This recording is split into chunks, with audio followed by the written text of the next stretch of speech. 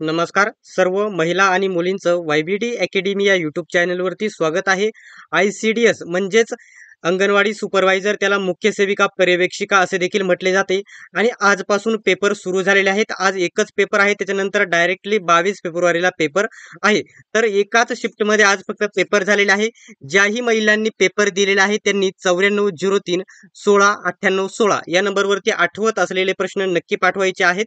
आणि आपला जो स्पेशल ICDS चा व्हॉट्सअप ग्रुप आहे नक्की जॉईन करून घ्या. लिंक तुम्हाला डिस्क्रिप्शन मध्ये देत आहे. तर एका महिलेने जे पहिले प्रश्न पाठवलेले आहेत ते आजच्या व्हिडिओमध्ये आपण बघणार आहोत. त्यांनी म्हटलेलं आहे, तर बघू शकता, बेटी बचाओ बेटी पढाओ या योजनेवरती एक प्रश्न विचारला होता. नक्की काय होता तो त्यांना लक्षात नाही.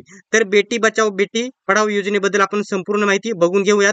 आणि या ठिकाणी TCS प्रश्न रिपीट करत नाही, परंतु टॉपिक नक्कीच रिपीट करते. आता सर्व योजना पाठ करून घ्यायच्या आहे. आणि सर्वात महत्त्वाचं म्हणजे ज्या योजना आहेत आणि ही योजना ICDS ची बघून घ्यायची आहे. बघू शकता, बेटी बचाओ बेटी पढाओ योजना ही एक भारत सरकारची योजना आहे. कोणाची आहे? भारत सरकारची आहे. स्टेट लेवलची नाही, म्हणजे केंद्र राज्य सरकारची नाही, तर भारत सरकारची, केंद्र सरकारची योजना आहे. लक्षात ठेवायची आहे.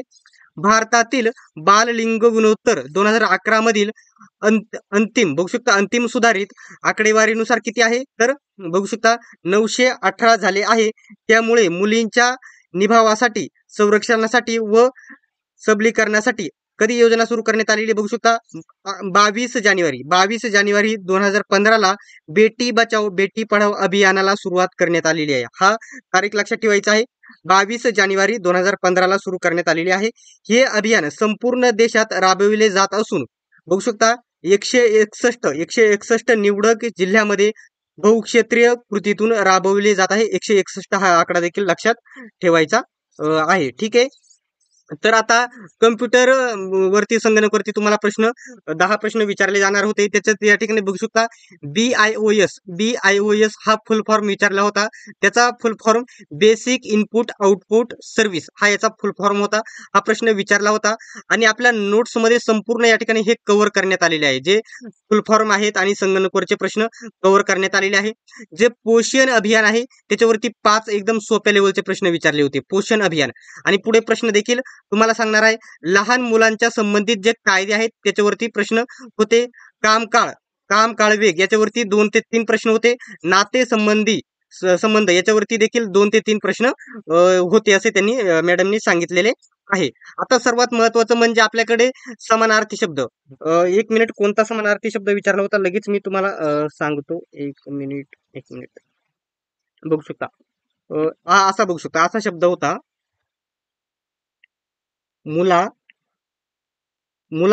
मुलाहिजा नावाचा शब्द होता. याचा समानार्थी शब्द काय होतो मी शोधून तुम्हाला सांगतोच लवकरच. हा एक प्रश्न विचारला गेला होता.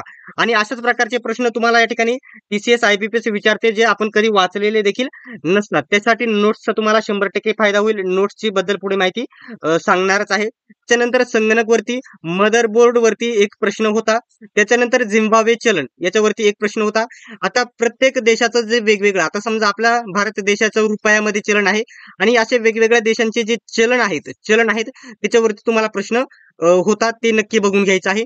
चालू घडामोडी वरती प्रश्न होता. आणि चालू घडामोडी मागील या ठिकाणी 4 ते 5 महिन्याच्या विचारल्या गेलेल्या आहेत. 4 ते 5 महिन्याच्या चालू घडामोडी विचारल्या गेलेल्या आहेत. आणि TCS मागील जवळजवळ 8 महिन्यापर्यंतच्या चालू घडामोडी विचारते, त्या नक्की बघून घ्यायच्या आहेत.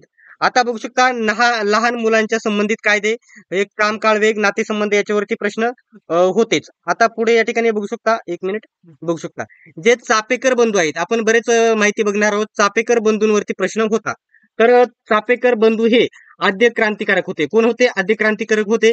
त्यांचे नावे दामोदर, बाळकृष्ण आणि वासुदेव असे 3 होते. म्हणजे चापेकर बंधू 3 होते, 3 भाऊ होते. चापेकर बंधूची माहिती बघू शकता. सर्वांचा जन्म बघू शकता. चापेकर बंधू यांचा जन्म कधी झाला होता? बघू शकता 24 जून 1869 रोजी झाला होता. त्याच्यानंतर बाळकृष्ण चापेकर यांचा जन्म 1873 मध्ये झाला होता. त्याच्यानंतर वासुदेव चापेकर यांचा जन्म 1880 मध्ये पुणे जिल्ह्यातील चिंचवड येथे झाला होता. हे लक्षात घ्यायचं आहे. TCS प्रश्न रिपीट करत नाही, परंतु टॉपिक 100% रिपीट करते. महत्वाचा पॉईंट म्हणजे चाफेकर वासुदेव चाफेकर यांनी मराठी भाषेतून शिक्षण घेतले होते.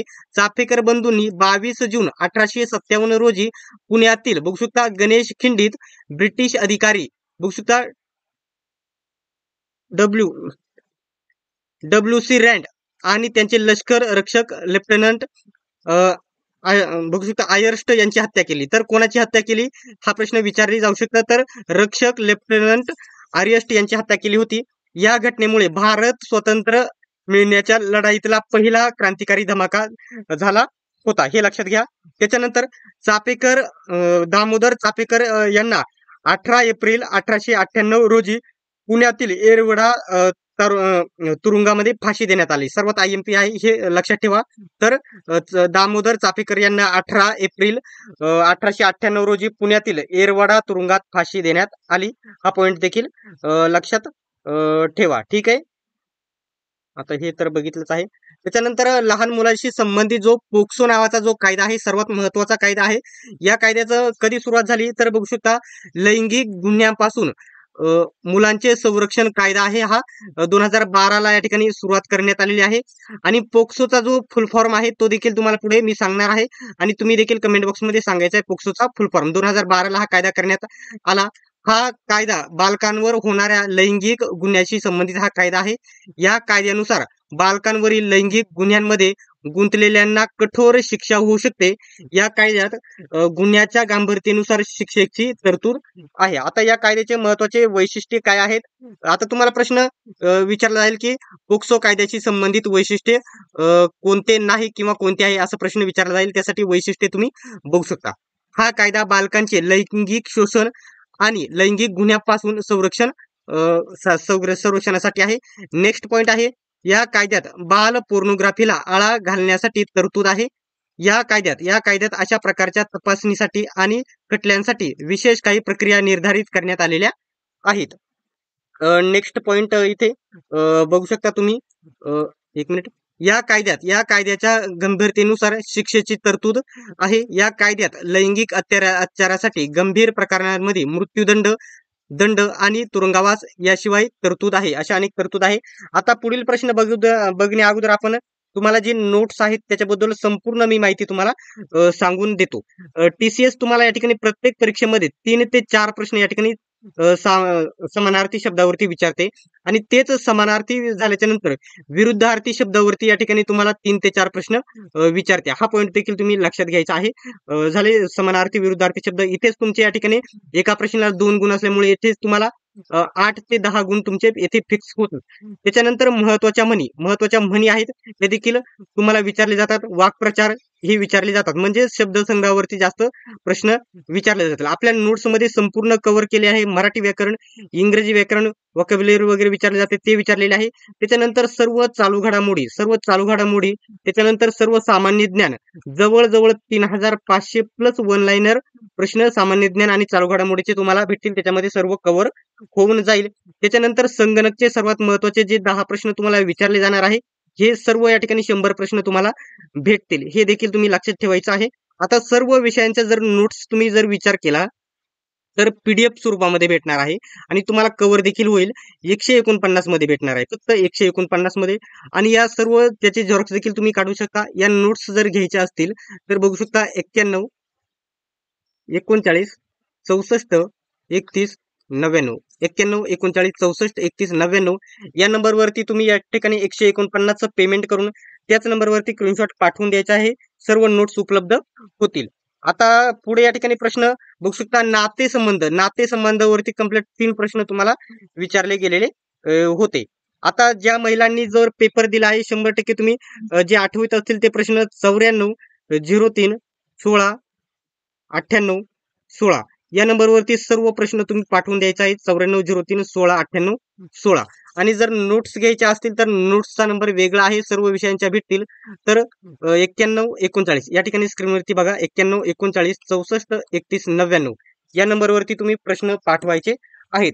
तर अशाच प्रकारच्या अपडेटसाठी चॅनेलला सबस्क्राईब करा आणि जो ICDS म्हणजेच अंगणवाडी सुपरवायझर, मुख्य सेविका, पर्यवेक्षिका यांचा जो स्पेशल आपला व्हॉट्सअप ग्रुप आहे नक्की जॉईन करून घ्या. लिंक मी तुम्हाला डिस्क्रिप्शन मध्ये देतो आहे. सर्व महिलांनी आणि मुलींनी व्हिडिओ शेवटपर्यंत बघितल्याबद्दल धन्यवाद. भेटूयात आपण पुढच्या व्हिडिओमध्ये.